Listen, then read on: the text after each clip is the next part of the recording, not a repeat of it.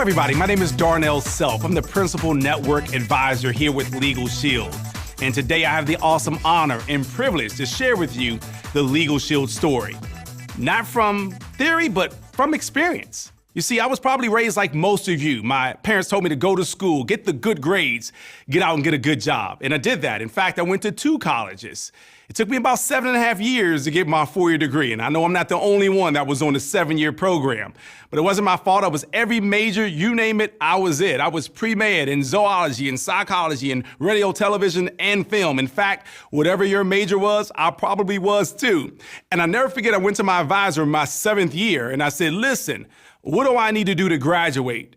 And she looked at all of my credits and she says, first of all, you have enough credits for 3 people to graduate with you.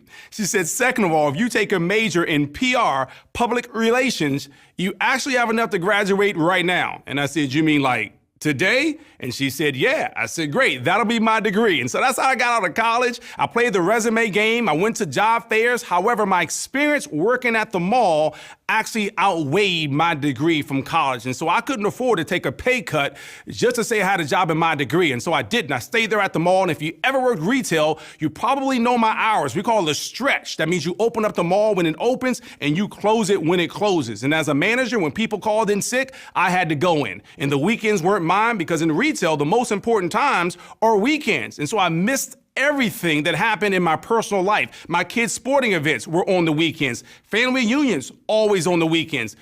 My kids' birthday parties typically celebrated on the weekends. And so I said, no way am I going to do this for the rest of my life. I was in my 20s at the time. And back then, retirement was 55. And that's old when you're in your 20s. Now, I'm in my 40s now, so it's right around the corner. But my point is, I stepped out on faith.